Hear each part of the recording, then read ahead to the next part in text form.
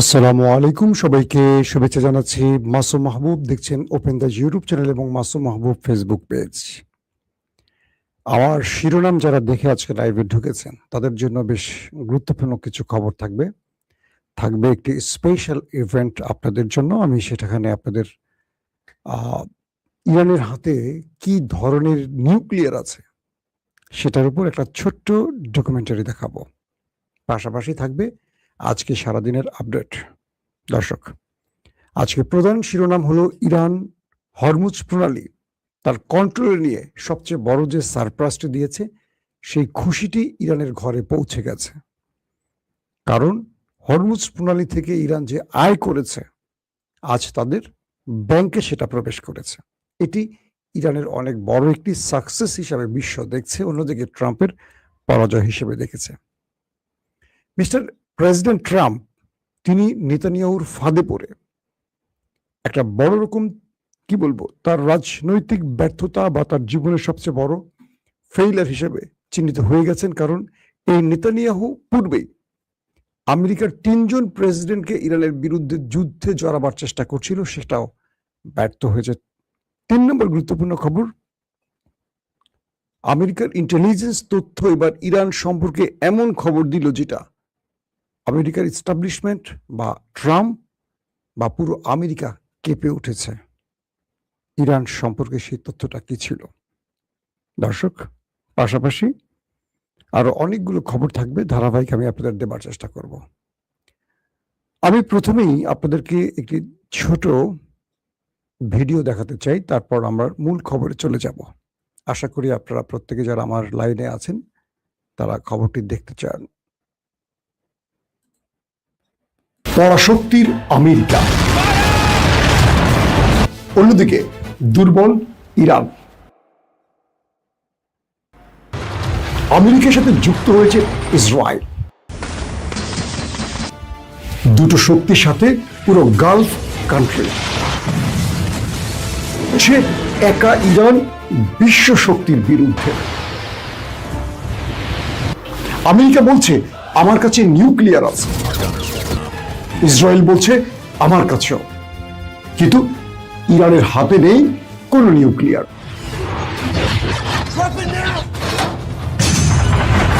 বড় ইরান বানিয়ে ফেলেছে এক নতুন নিউক্লিয়ার যার নাম হরমুজ প্রণালী।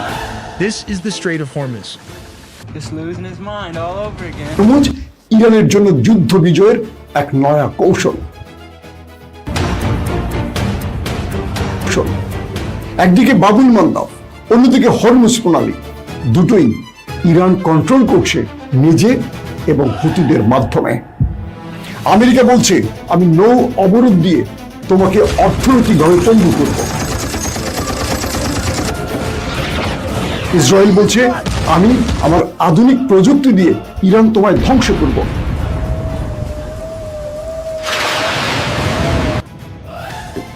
তোমাকে যত অস্ত্র টাকা দেয়া লাগে সব দেব, আমেরিকা ইরানকে শেষ করো।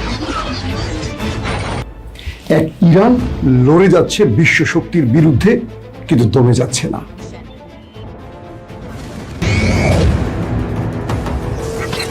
কিন্তু হেরে যাচ্ছে না, কিন্তু ভয় পাচ্ছে না।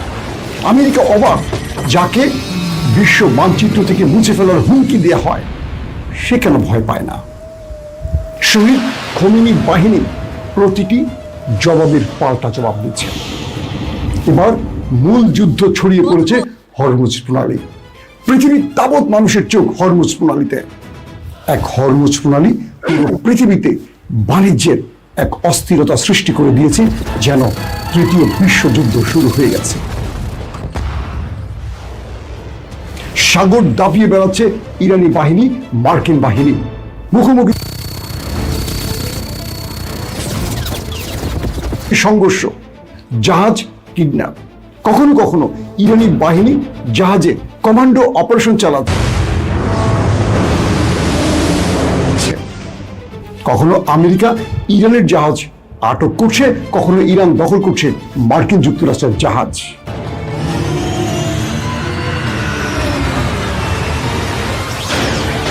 এভাবে লড়াই চলছে। পাকিস্তান দৌড়ে এলো যে কোনোভাবে যুদ্ধবিরতি ঘটিয়ে পৃথিবীকে শান্ত করবে, পারছে না, কারণ ডোনাল্ড ট্রাম্প একঘেয়ে নীতির উপর দাঁড়িয়ে আছে। তিনি ইরানকে হুমকি দিলেন, হয় তোমায় ধ্বংস করব, নতুবা হরমুজ প্রণালী অবরোধ দিয়ে আমি আটকে দেব। ইরান বলছে তোমার যা খুশি করো। এবার ইরান নতুন ফরম্যাটে দাঁড়িয়ে গেল আমেরিকার সামনে, বলল তুমি যা খুশি পারো করো, আমি তোমার জন্য স্পেশাল কার্ড রেখে দিয়েছি।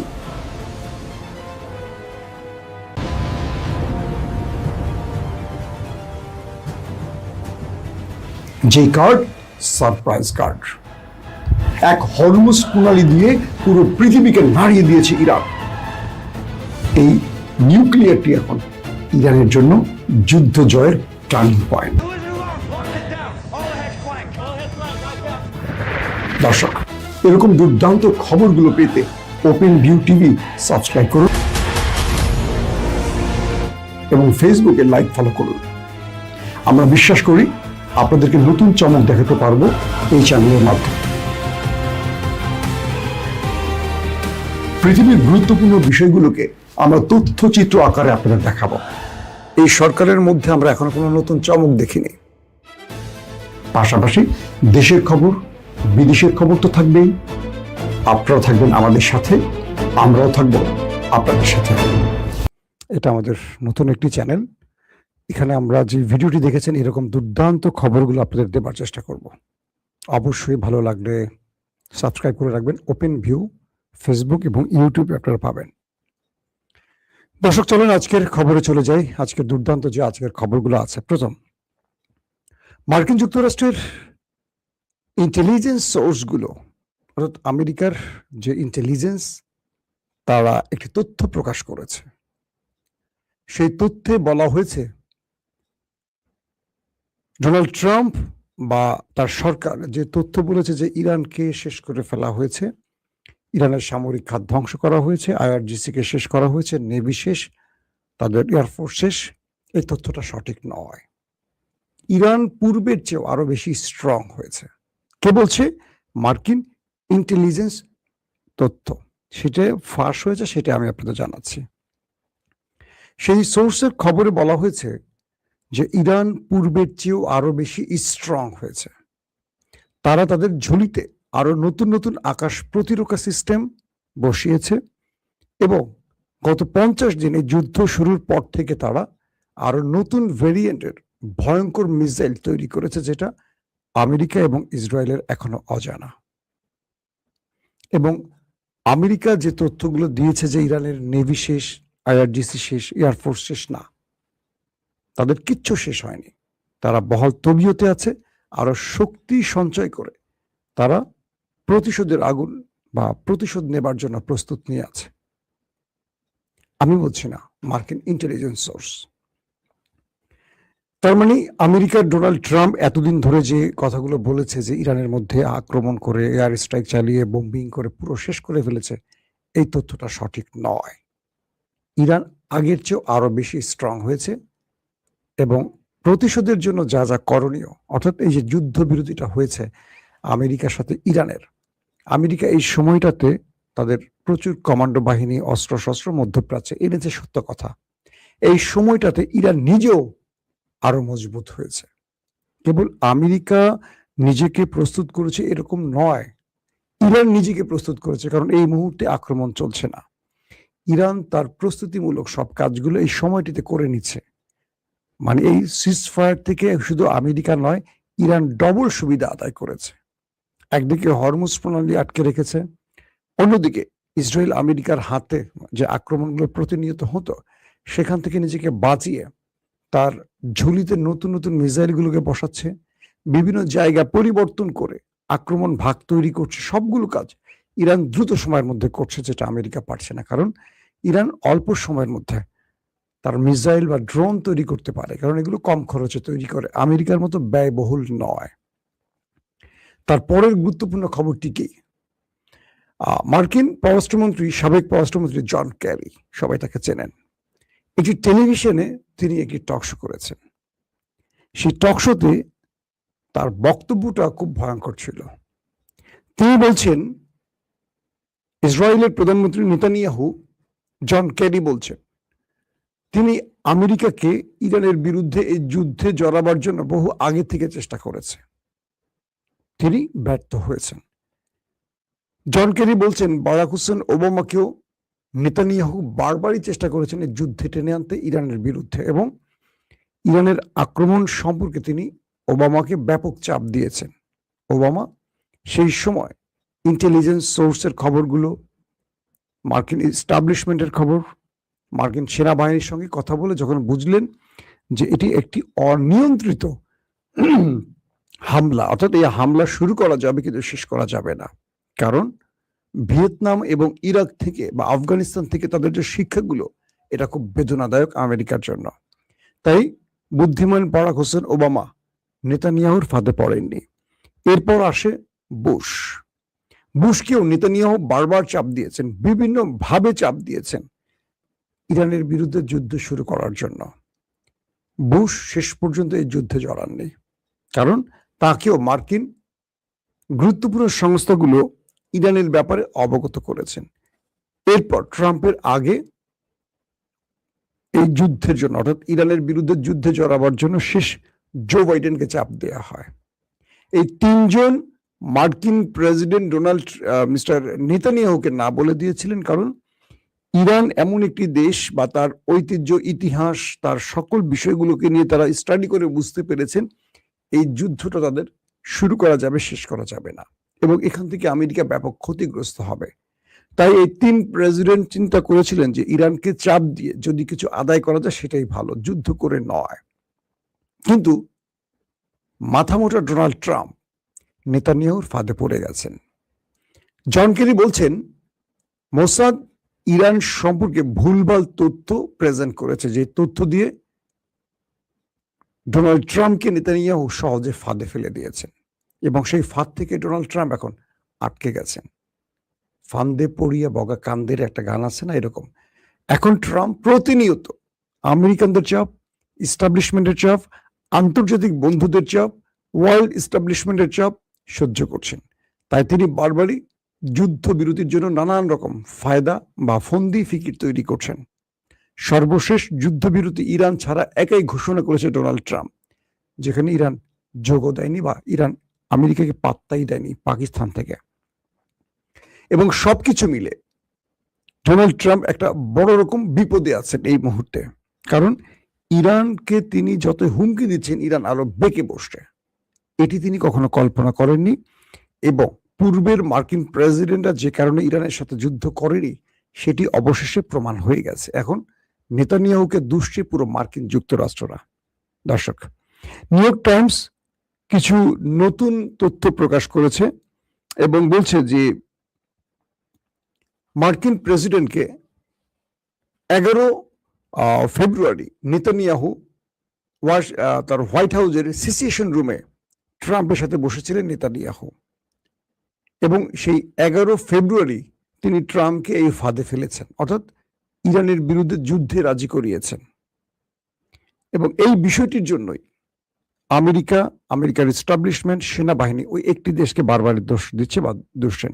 পাশাপাশি বলা হচ্ছে মার্কিন ভাইস প্রেসিডেন্ট জেডি ভেন্সের সাথে নেতানিয়াহুর ব্যাপক ঝগড়ার ঘটনা ঘটেছে, উচ্চ বাক্য বিনিময়, তর্ক বিতর্ক পর্যন্ত হয়েছে। জেডি ভেন্স বারবারই বলছিলেন ইরানে আক্রমণ আমাদের জন্য ভুল সিদ্ধান্ত হবে, কিন্তু নেতানিয়াহু বলছেন না, এটি মোক্ষম সময়, এটি আমাদের জন্য উপযুক্ত সময়। শেষ পর্যন্ত জেডি ভেন্স সত্য প্রমাণিত হয়েছেন, আর ডোনাল্ড ট্রাম্প মিথ্যা প্রমাণিত হয়েছেন। এখন যুদ্ধ বন্ধের জন্য আমেরিকার গুরুত্বপূর্ণ লবিগুলো, সেটা সিনেট, কংগ্রেস বা রিপাবলিক শিবির বলি বা ডেমোক্রেট শিবির বলি, ব্যাপক চাপ দিচ্ছে মিস্টার ট্রাম্পকে। তিনি এখন যুদ্ধ বন্ধে নানা কৌশল খুঁজছেন, কিন্তু ফেস সেভিং এর মাধ্যমে, মুখ রক্ষার মাধ্যমে। নিজেকে পরাজিত করলে তার রাজনৈতিক ক্যারিয়ার শেষ, মধ্যবর্তী নির্বাচন আগামীতে, এখানে তিনি ব্যাপক ভরাডুবির মুখে পড়বেন, এই বিষয়গুলো রয়েছে। তাই তিনি কোনোভাবেই ইরানের কাছে ব্যর্থ হতে চাচ্ছেন না, কিন্তু তিনি ব্যর্থ হচ্ছেন প্রতিদিনই। পাশাপাশি তার কাউন্টার টেরোরিজমের প্রধান পদত্যাগ করেছেন, এটি বেশ কয়েকদিন আগের খবর। আজকে শোনা গেছে দুটো খবর, এক, তার নেভি প্রধানকে বহিষ্কার করা হয়েছে অথবা তিনি পদত্যাগ করেছেন। যদি বহিষ্কার করা হয় তাহলেও মার্কিন নেভি টিমের ব্যর্থতার জন্য করা হয়েছে, আর তিনি যদি পদত্যাগ করেন তাহলে বোঝা যাচ্ছে আমেরিকার সেনাবাহিনী, নৌবাহিনী, এয়ারফোর্সের মধ্যে ট্রাম্প বিরোধী মনোভাব তৈরি হয়েছে এবং তারা ট্রাম্পের সিস্টেমের বিরুদ্ধে দাঁড়িয়ে গেছেন। অর্থাৎ ট্রাম্প এখন অনেকটা বলা যায় একঘরে হয়ে যাচ্ছেন। দর্শক, হরমুজ প্রণালী থেকে ইরান বিশাল একটা আয় করেছে এবং আজকে হরমুজ প্রণালী থেকে যে টোলগুলো নিয়েছে এতদিন ধরে ইরান, সেটি তাদের কেন্দ্রীয় ব্যাংকে জমা করেছে। ইরানের যে ব্যাপক ক্ষতি হয়েছে এতদিন, কিঞ্চিত হোক বা বড় অঙ্কের হোক, এই অ্যামাউন্ট অনেক বড় অঙ্কের। বলা হচ্ছে যে তারা ক্রিপ্টোকারেন্সি এবং ইউয়ানের মাধ্যমে এই আয়টা করেছে এবং ইরানিরা এই আয়টি তাদের কেন্দ্রীয় ব্যাংকে জমা করতে পেরে ব্যাপক খুশি। তারা বলছে যে এই যুদ্ধে তাদের যে ক্ষতি হয়েছে হরমুজের মাধ্যমে তারা সেটাকে আদায় করে নিতে পারবে এবং এই প্রসেসটা কন্টিনিউ চললে ইরান আগামী 10 বছরে অনেক দেশকে ছাড়িয়ে যেতে পারবে। কারণ হরমুজ প্রণালী থেকে যে আয়ের পরিমাণ, এটা ইরান হিসেব করে দেখেছে তাদের অর্থনীতিকে অনেক দূর এগিয়ে নিয়ে যাবে। এটি ইরানের জন্য আজকে খুব ভালো একটি খবর আমরা বলতে পারি। পাশাপাশি ইরানের প্রেস টিভি দাবি করেছে একটি ইন্টেলিজেন্স সোর্স এবং একটি লবি গ্রুপ বা আন্তর্জাতিক বড় শক্তিশালী গ্রুপের সাথে কথা হয়েছে এরকম, ইসরায়েলের পারমাণবিক প্রকল্প নিয়ে এবার IAEA কে তদন্ত শুরু করার চাপ সৃষ্টি করছে ইরান।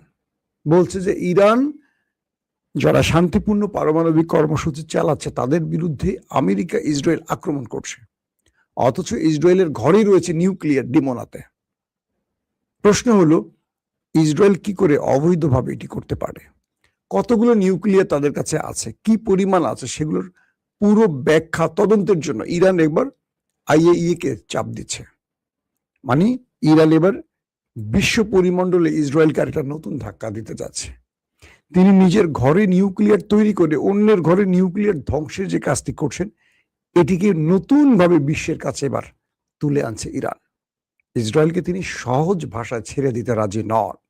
অর্থাৎ ইরান এখন কি বলবো, পররাষ্ট্রনীতি বলি, কূটনীতিক বা কূটনৈতিক খেলায় এবার ট্রাম্প বা ইসরায়েলকে আরো বেশি চাপে ফেলতে চান। কারণ এই মুহূর্তে ইসরায়েল এবং ট্রাম্পের পাশে ন্যাটো কিংবা ইউরোপ নেই, ইভেন গালফ কান্ট্রিও আমেরিকার পাশে সেই অর্থে এখন নেই। তারা ভেতরে ভেতরে ইরানের সাথে সমঝোতার চেষ্টা করছে, মধ্যস্থতার চেষ্টা করছে। সবকিছু মিলে ইরান এই মুহূর্তে একটা ভালো অবস্থায় রয়েছে। দর্শক, আজকের মতো বিদায় নিতে চাই। আশা করি আগামী দিন আপনাদেরকে আরো চমকপ্রদ খবর দেওয়ার চেষ্টা করব। সেই পর্যন্ত প্রত্যেকে ভালো থাকবেন। আল্লাহ হাফেজ।